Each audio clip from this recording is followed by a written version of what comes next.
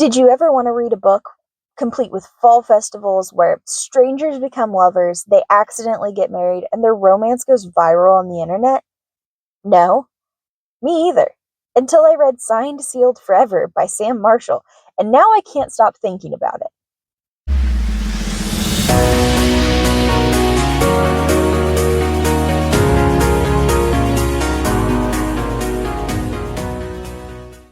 Welcome back to Spill the Ink with the Bookmark Bulletin, your favorite corner of the internet where books don't just sit pretty on shelves, they practically jump off those shelves with stories to spill.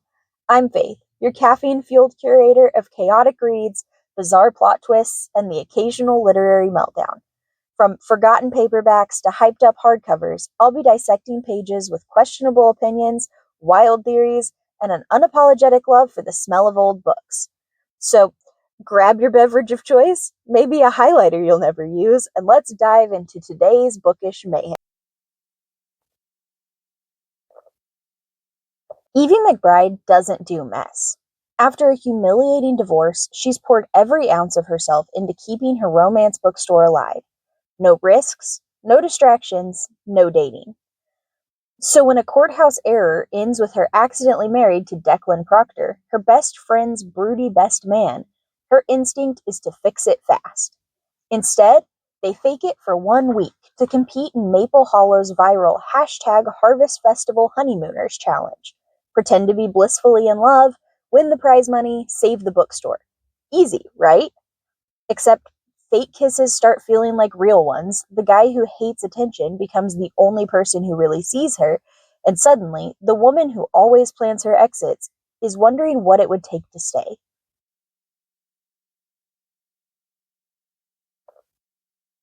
The fall vibes in this book were so good. It was like an apple cider scented hug while wrapped in a warm blanket and watching a fall themed Hallmark movie. Specific, right?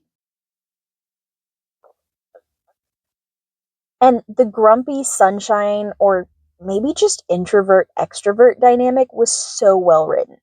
It's not always easy for me to buy into a fictional relationship, but man, did I buy into this one.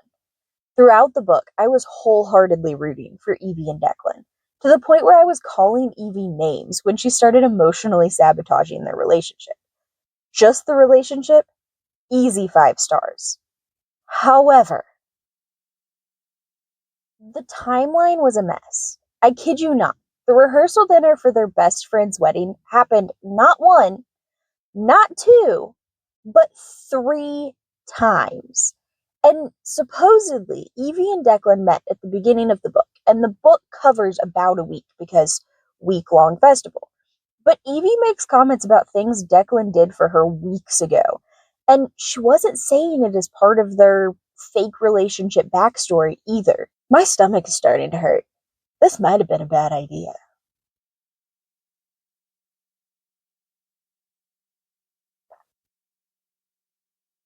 But it's so delicious, though.